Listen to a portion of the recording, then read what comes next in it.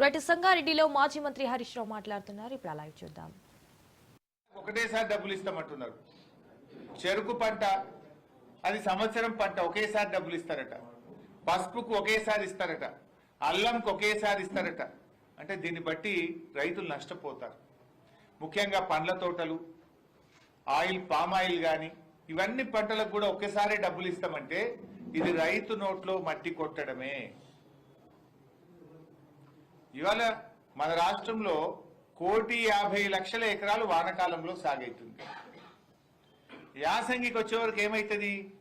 50 లక్షల ఎకరాల్లో పత్తి సాగు చేసేటువంటి రైతులు యాసంగిలో పంట వేయరు. ముఖ్యంగా పత్తి ఎక్కడ సాగు చేస్తారు? ఆదిలాబాద్ జిల్లా, సంగారెడ్డి జిల్లా, కొంత పార్ట్ ఆఫ్ నల్లగొండ, ఖమ్మం జిల్లా, ఇట్లాంటి జిల్లాల్లో పత్తి సాగు ఎక్కువగా ఉంటుంది. పత్తి సాగు చేసే రైతులంతా కూడా చిన్న సన్నకారు రైతులే, ముఖ్యంగా గిరిజన దళిత రైతులే. ముఖ్యంగా ఖమ్మం, ఆదిలాబాద్ లో ఉండే గిరిజన రైతులే పత్తి సాగు చేస్తారు. దళిత రైతులే ఎక్కువగా సాగు చేస్తారు. సాగునీటి సౌకర్యం లేని రైతులే పత్తి సాగు చేస్తారు. అంటే కాంగ్రెస్ పార్టీ 50 లక్షల ఎకరాల్లో పత్తి పండిస్తున్న దళిత గిరిజన రైతుల నోట్లో మట్టి కొట్టే ప్రయత్నం చేస్తున్నది. నువ్వు పత్తి సాగు చేసినావు కదా, నీకు ఒక్క వానకాలమే ఇస్తాం, ఇక యాసంగికి నీకు ఎగబెడతా అని చెప్పదలుచుకున్నది కాంగ్రెస్ పార్టీ. అదేవిధంగా చెరుకుకు పెట్టుబడి ఎక్కువ, పసుపుకు పెట్టుబడి ఎక్కువ, పండ్ల తోటలకు పెట్టుబడి ఎక్కువ. మరి వాళ్ళకు కూడా ఒకసారి ఇస్తా అంటే ఎట్లా? చెరుకుకు నార్మల్గా ఇతర పంటల కంటే పెట్టుబడి 2 అంతలు ఉంటుంది. ఇవాళ 1,00,000 ఎకరాల్లో చెరుకు పంట పండుతుంది మన రాష్ట్రంలో, 1,00,000 ఎకరాల్లో పసుపు పంట పండుతుంది మన రాష్ట్రంలో, 10 లక్షల ఎకరాల్లో మామిడి తోటలు, ఆయిల్ పామ్ తోటలు, ఇతర పండ్ల తోటలు, ఒక 10 లక్షల ఎకరాల్లో వివిధ రకాల తోటలు ఉంటాయి. ఇలా కంది దాదాపు 10 లక్షల ఎకరాల్లో తెలంగాణలో కంది సాగైతుంది. కంది కూడా సింగిల్ క్రాప్, 8 నెలలు 9 నెలలు పడుతుంది. ఇక నువ్వు కంది వేసినావు కదా, నీకు ఒకటేసారి రైతు భరోసా. నువ్వు పత్తి వేసినావు కదా, నీకు ఒకటేసారి రైతు భరోసా. నువ్వు చెరుకు వేసినావు కదా, ఒకటేసారి రైతు భరోసా. నువ్వు పసుపు వేసినావు కదా, నీకు ఒకటేసారి రైతు భరోసా. నువ్వు పండ్ల తోటలు పెట్టినావు కదా, నీకు ఒకటేసారి రైతు భరోసా అని ఇలా రైతుల నోట్లో మట్టి కొట్టే ప్రయత్నం చేస్తా ఉంది. రైతు భరోసా పేరిట కోతలు పెట్టే ప్రయత్నం చేస్తున్నది ఇవాళ కాంగ్రెస్ ప్రభుత్వం. ఇది ఎక్కడ న్యాయం అని అడుగుతా ఉన్నా. ముఖ్యంగా ఈ పత్తి కానీ కంది కానీ హార్టికల్చర్ పండించే రైతులు దళిత గిరిజన రైతులు ఎక్కువ ఉంటారు. రాళ్ళు రప్పలకి ఏమని మాట్లాడుతున్నారు. ఎవరుంటారు? కొండలు గుట్టల్లో సాగు చేసేటోళ్ళు ఎవరు? పోడు భూముల సాగు చేసేటోళ్ళు ఎవరు? కొండలు గుట్టల్లో పోడు భూములు సాగు చేసే రైతులు గిరిజన రైతులు. అంటే మీ టార్గెట్ ఏంది? గిరిజన రైతులు అంటే మీకు గిట్టదా? గిరిజన రైతులకు రైతు భరోసా ఎగ్గొడదామనుకుంటున్నారా? మీ ఉద్దేశం ఏంది అని మేము అడుగుతా ఉన్నాం. అన్ని ఆలోచించిన కేసీఆర్ గారు రైతుల ఆత్మగౌరవాన్ని కాపాడాలి, రైతులు పెట్టేవాళ్ళు కానీ అడుక్కునే వాళ్ళు కాదు అన్నది కేసీఆర్ సిద్ధాంతం.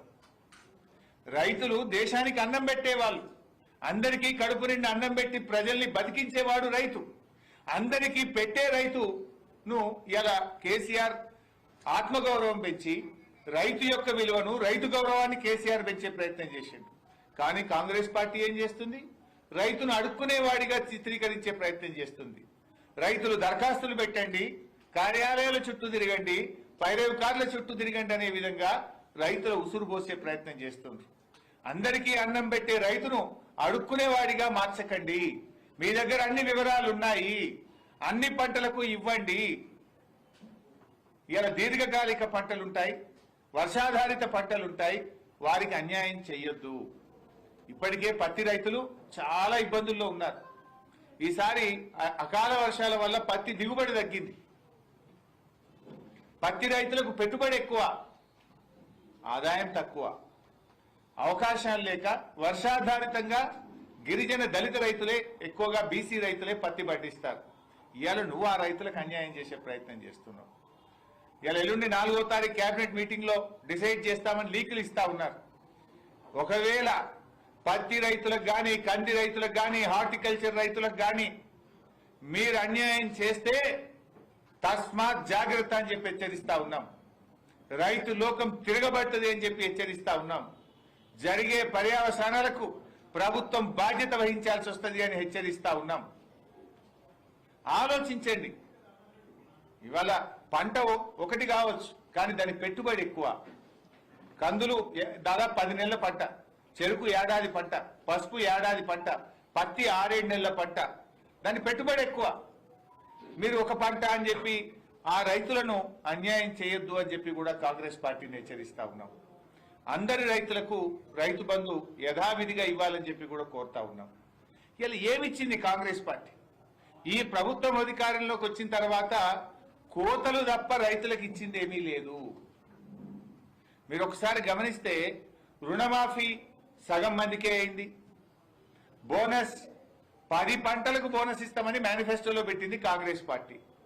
ఒక్క పంటకే బోనస్ అన్నారు. ఆ ఒక్క పంటలో కూడా దొడ్డుకి ఇయ్యం, సన్నాలకే ఇస్తామన్నారు. అంటే పంటలకు బోనస్ విషయంలో కాంగ్రెస్ ఇచ్చింది 5%.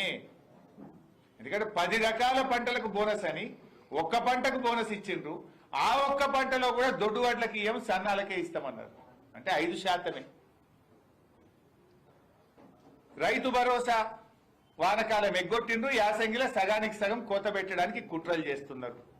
పంటల బీమా మేనిఫెస్టోలో పెట్టిండ్రు.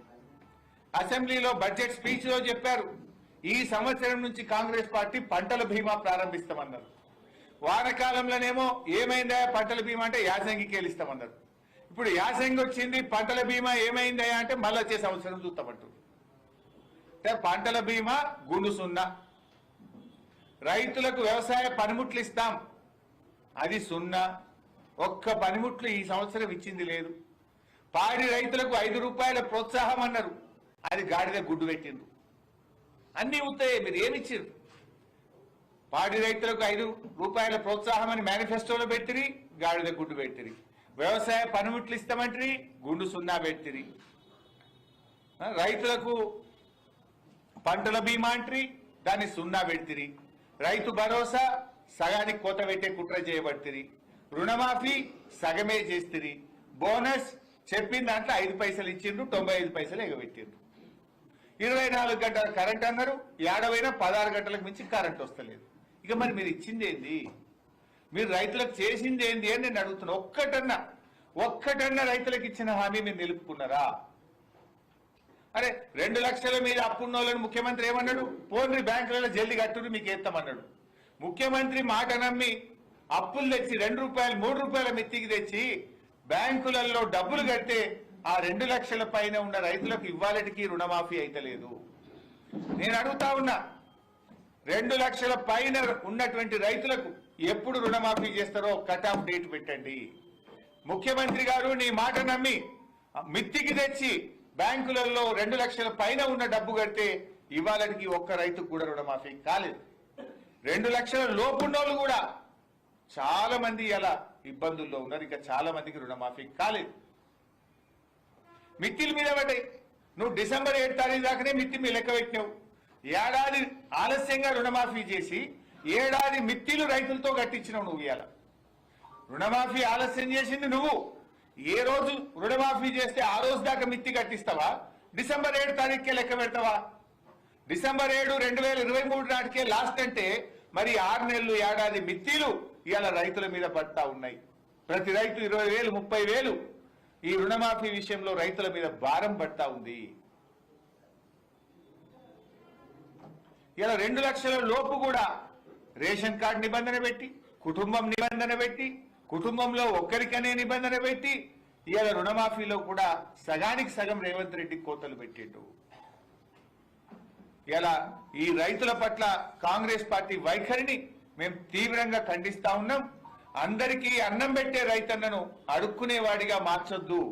రైతు ఎప్పుడు పై చేయి ఉండాలి, రైతు ఇచ్చేవాడికి ఉండాలి. కానీ రైతును మీరు దరఖాస్తులు పెట్టించి దరఖాస్తులో తెలుసో తెలియకో తప్పులుంటే మేము చర్యలు తీసుకుంటాం, ప్రభుత్వం తీసుకునే చర్యలకు నేను శిక్షార్హుణ్ణి అని చెప్పి మీరు తీసుకునేటువంటి ప్రయత్నాలు మానండి అని చెప్పి బీఆర్ఎస్ పార్టీ హెచ్చరిస్తా ఉంది.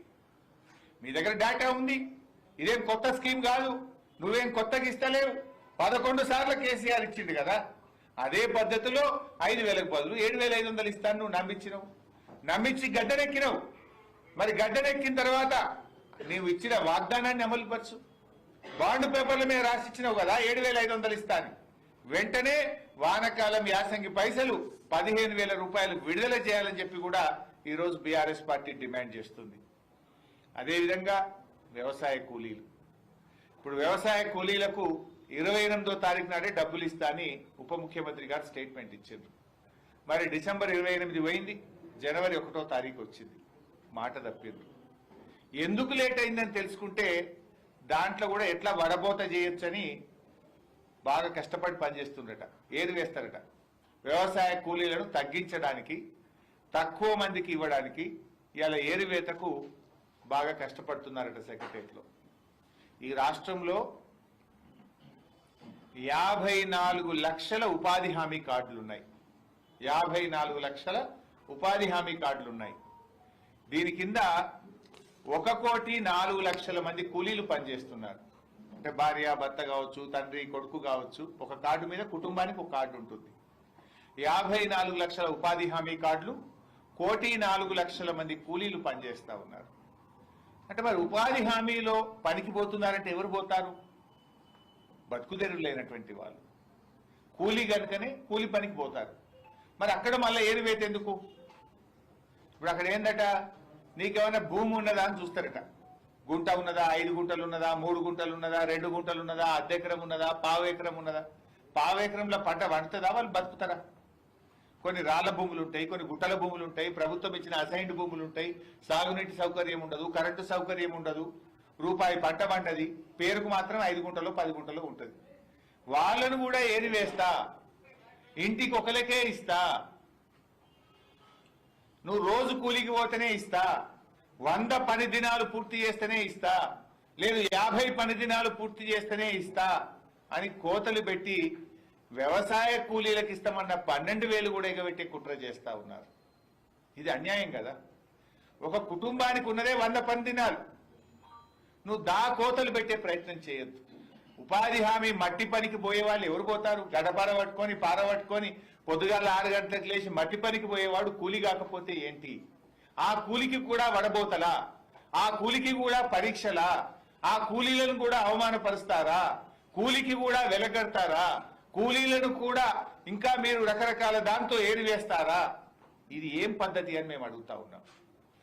ఎలాంటి షరతులు లేకుండా ఉపాధి హామీలో మట్టి పనికి పోతున్న 1,04,00,000 మందికి వ్యవసాయ కూలీలకు మీరు మేనిఫెస్టోలో చెప్పిన ప్రకారంగా, ఇచ్చిన మాట ప్రకారంగా సంవత్సరానికి 12,000 రూపాయలు బేషరతుగా ఇవ్వాలని బీఆర్ఎస్ పార్టీ డిమాండ్ చేస్తుంది. 5 గుంటలో 10 గుంటలో అర్ధెకరము కాదు, వాళ్ళు కుటుంబానికి ఆ భూమి ఎంతకు కూడా సరిపోదు. ఎకరం లోపు ఉన్న వాళ్ళందరినీ కూడా వ్యవసాయ కూలీలుగా పరిగణించండి. వారందరికీ కూడా వారికి ప్రభుత్వం ఇస్తామన్న 12,000 రూపాయల ఆర్థిక సహాయాన్ని అందించాలని చెప్పి కూడా బీఆర్ఎస్ పార్టీ డిమాండ్ చేస్తుంది. ముఖ్యంగా ఉపాధి హామీ కార్యక్రమాన్ని కూడా కాంగ్రెస్ ప్రభుత్వం నిర్వీర్యం చేస్తా ఉంది. ఉపాధి హామీలో కేంద్ర ప్రభుత్వం నుంచి మే నెలలో డబ్బులు వచ్చాయి. మే నెలలో వచ్చిన డబ్బులు ఇప్పటికీ కూడా రిలీజ్ చేయట్లేదు. ఆల్మోస్ట్ 7 నెలలు 8 నెలలు అయింది. 858 కోట్ల రూపాయల ఉపాధి హామీ పనులను ప్రభుత్వం దారి మళ్లించింది. 858 కోట్ల ఉపాధి హామీ డబ్బులు కేంద్ర ప్రభుత్వం నుంచి మే నెలలో వస్తే ఇప్పటిదాకా కూడా పనిచేసిన కూలీలకు కానీ, ఆ పని చేసినటువంటి వ్యక్తులకు కానీ ఇవ్వకుండా డబ్బులను కాంట్రాక్టర్లకు, బడా కాంట్రాక్టర్లకు చెల్లించింది. పర్సెంటేజ్లకు బిల్లులు ఇస్తున్నారు. పేదవాళ్లకో, ఈ పేద కూలీలకో, ఉపాధి హామీ మెటీరియల్ కాంపోనెంట్ లో పనిచేసిన వారికి మాత్రం డబ్బులు ఇవ్వడం లేదు. దాని రూల్ ఏంది? 3 నెలలు దాటితే ఇంట్రెస్ట్ కట్టాలి రాష్ట్ర ప్రభుత్వం.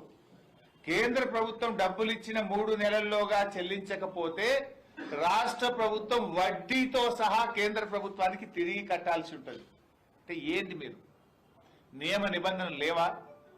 3 నెలలు కాదు, 7 నెలలు 8 నెలలైనా ఎందుకు ఉపాధి హామీ డబ్బులు చెల్లిస్తలేరు అని నేను అడుగుతా ఉన్నా. రాష్ట్రం నష్టపోతుంది కదా. ఇప్పటికే కేంద్ర ప్రభుత్వం స్పర్శ్ అనేటువంటి కొత్త కార్యక్రమం దేశంలో 7 రాష్ట్రాల్లో తెస్తున్నారు. అందులో తెలంగాణ కూడా ఉన్నది. అంటే ఇక రాష్ట్రానికి డబ్బులు ఇయ్యరు వాళ్ళు, డైరెక్ట్ పనిచేసేటోళ్ళకే కేంద్ర ప్రభుత్వం ఇస్తుంది. మీరు ఇట్లా చేస్తున్నానే వాడు బంద్ పెట్టిండు. రాష్ట్ర ప్రభుత్వం వాటా చారణ నువ్వు కడితే బారణ వాళ్ళు రిలీజ్ చేస్తారు. డైరెక్ట్ పనిచేసిన వాళ్ళకి పోతాయి. ఇక ఈ రాష్ట్ర గవర్నమెంట్ ఖజానాలకు వస్తే 7 నెలలు 8 నెలలు మీరు ఇస్తలేరని, పనులు కుంటుపడుతున్నాయని, ఉపాధి హామీ లక్ష్యం నెరవేర్తలేదని కేంద్రం ఇప్పుడు కొత్త నిర్ణయం తీసుకుంటుంది. స్పర్శలో తెలంగాణ కూడా పెట్టింది. ఇప్పుడు మేము డిమాండ్ చేస్తున్నాం, తక్షణమే ఉపాధి హామీలో చేసిన పనులకు కేంద్ర ప్రభుత్వం ఇచ్చిన 858 కోట్లు విడుదల చేయాలని బీఆర్ఎస్ పార్టీ ఈరోజు డిమాండ్ చేస్తా ఉంది. థ్యాంక్ యూ మిత్రులారా. ఇక మన జిల్లాకు వద్దాం, సంగారెడ్డి జిల్లాకు. ఇకపోతే రాష్ట్రంలో మీరందరూ కూడా చూస్తా ఉన్నారు ఏం జరుగుతూ ఉందో. ఇందులో కూడా కొన్ని ఇంపార్టెంట్ పాయింట్స్ ఉన్నాయి, రాష్ట్రానికి మొత్తానికి సంబంధించిందే. నిఘా వ్యవస్థ అనేది చాలా చాలా ముఖ్యమైనటువంటిది. వెనకట రాజులైనా, మన దేశ ప్రభుత్వమైనా, రాష్ట్ర ప్రభుత్వమైనా ఈ దేశం యొక్క అంతర్గత భద్రత, శాంతి భద్రతలు అనేటువంటి దాన్ని అత్యంత ప్రాధాన్యతగా ఏ ప్రభుత్వమైనా కూడా చేస్తుంది. ఎందుకంటే ఒక జిల్లాలోనైనా, ఒక రాష్ట్రంలో ఎవరైనా పెట్టుబడులు పెట్టాలంటే నేషనల్ క్రైమ్ బ్యూరో వెళ్ళి చూస్తారు. క్రైమ్ రేట్ ఎంతున్నది, క్రైమ్ జరిగితే ఎంతమందిని వీళ్ళు పట్టుకుంటున్నారు, ఎన్ని మర్డర్లు అవుతున్నాయి, ఎన్ని రేప్ కేసులు అవుతున్నాయి, ఈ రాష్ట్రంలో పెట్టుబడులు పెట్టచ్చా పెట్టరాదా అని ఎవరైనా చూసుకొని, ఇతర దేశాల వాళ్ళు కానీ ఇతర రాష్ట్రాల వాళ్ళైనా పెట్టుబడి పెట్టేటప్పుడు చూసుకుంటారు. బాధ కలిగే అంశం ఏంటంటే తెలంగాణ ఇప్పుడు ఎల్లో జోన్లకు పోయింది. ఇక కొద్దిగా అయితే రెడ్ జోన్లకు పోయేటట్టుంది. కేసీఆర్ ఉన్న 10 ఏళ్లలో ఎప్పుడు ఎల్లో జోన్కు పోలే పైసాబ్. We are in green zone. KCR గారి 10 ఏళ్లలో తెలంగాణ ఎప్పుడు గ్రీన్ జోన్లోనే ఉన్నది. కానీ రేవంత్ రెడ్డి వచ్చిన ఏడాది కాలంలో ఎల్లో జోన్కు పోయింది. ఇప్పుడు రెడ్కు బార్డర్లు ఉన్నది. 4 రోజులైతే రెడ్ జోన్లో పెట్టేటట్టు. దక్షిణ భారతదేశంలో ఎల్లో జోన్లో ఉన్న ఒకే ఒక్క రాష్ట్రం తెలంగాణ రాష్ట్రం. బాంబే తర్వాత, బాంబే ఎల్లో జోన్లు ఉన్నది, ఇవాళ తెలంగాణ కూడా ఎల్లో జోన్లకు పోయింది. రాష్ట్రంలో క్రైమ్ రేట్ 23% పెరిగింది. పోయిన సంవత్సరానికంటే తెలంగాణ రాష్ట్రంలో క్రైమ్ రేట్ 23% పెరిగింది. రేప్ కేసులు 29% పెరిగినాయి. దళిత గిరిజనుల మీద రేప్ కేసులు 12% పెరిగినాయి ఈ రాష్ట్రంలో. ఎటుపోతుంది ఈ రాష్ట్రం? పోలీసులు మంచి